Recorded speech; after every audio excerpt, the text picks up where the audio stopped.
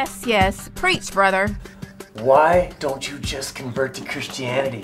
It is kind of confusing. I'm sorry I wasted my time with you. Here you go again. Somebody in her family could be a suicide bomber. Shush!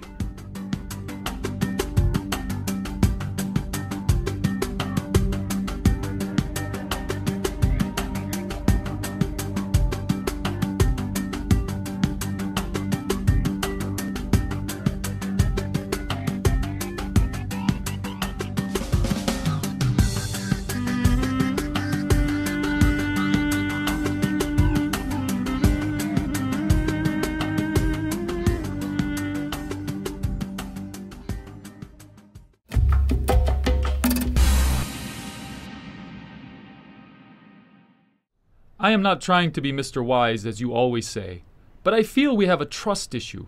You don't trust me in spite of all of my attempts to build a bridge between the two of us. You may be correct. What is that, Sister Naomi? This is a long story, sir. What is a long story, sis? Haha. Well, you asked for it, brother. I cannot trust you after all that I have heard about you, Mr. Moe. It is your reputation. Hey, Miss Innocent. What do you mean? I am really hoping you don't mean terrorism and stuff. I highly recommend that you don't even go there. Look, I'm not talking about some silly Halloween movie. What I'm talking about is true. It's your history and reputation. It's bloody. Shut up, girl!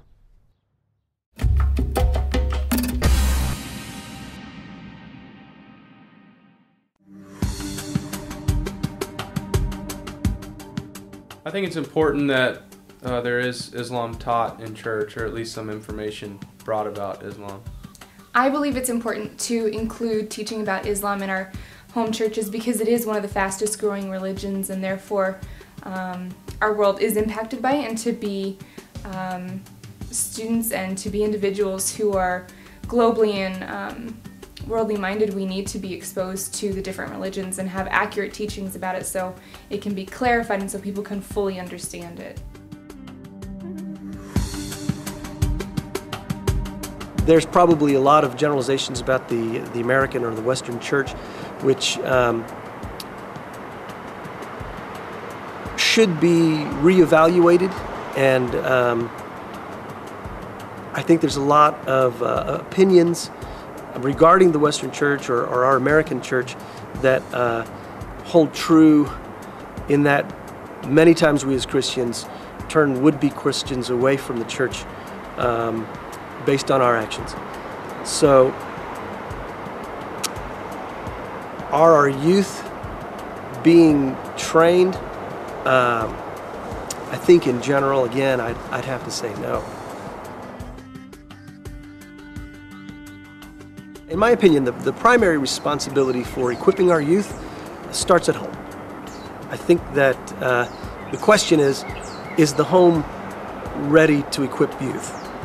And the cycle somewhere needs to be broken. And at this point in time, I think if you looked at the numbers regarding the American Christian church, the numbers are declining, and the home should be the strongest source of equipping our youth. But the church has to be a rallying place, a place of worship and a place of truth.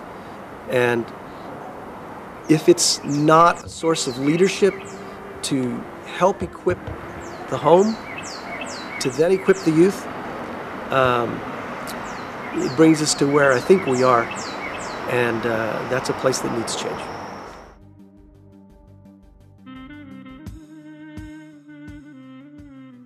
What I tell church leadership and youth pastors in the process of preparing the next generation is that they're the support arm.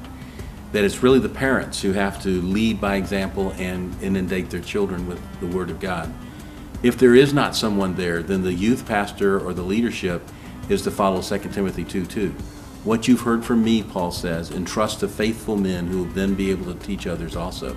To pour their lives daily into the young people so that they can, for the purpose, not for the inroad, but for the purpose of them passing it on to the next generation, to train them up.